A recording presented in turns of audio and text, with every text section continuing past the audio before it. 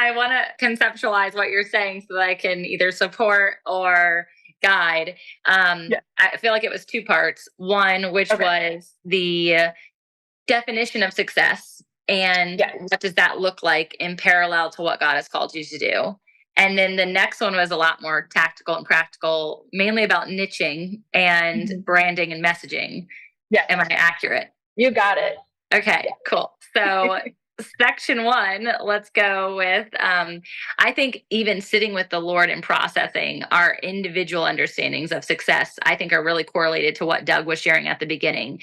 It is moment by moment, it is daily, it is weekly, it is seasonally, it is annually, right? And so whenever I get to meet potential authors and they're like, I've been sitting on this for 20 years, right? And I'm like, oh gosh, like don't let me be disobedient for 20 years. Like, why? Why have you been sitting on it that long? That sounds terrible. I can't stand when I have a to-do list, right? That I haven't checked off.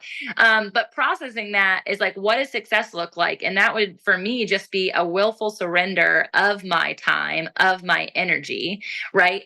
Every minute of every day. So if something happened right now and it required me to divert my attention versus my planned success, it's God's planned success for me to go in this way. That's why being attuned to the Holy Spirit and having discernment is so critical. Because if we are so fixated on what our version of success is, we miss out on the greatness of what God plans for us in that day. I've really leaned into this a lot. I'm telling you, that book is going to bless you so much. Does that at least help, maybe from a new perspective? That success is so variable that there's no finite definition. It's really under the Lord's understanding.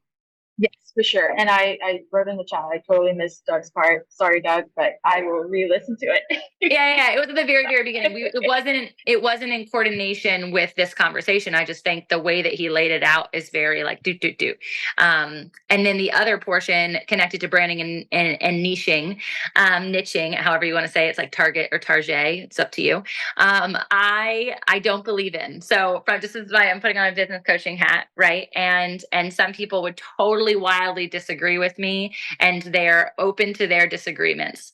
However, I think when it comes to you niching, I'll just ask you this question and you can come up with the answer yourself. Did Jesus niche?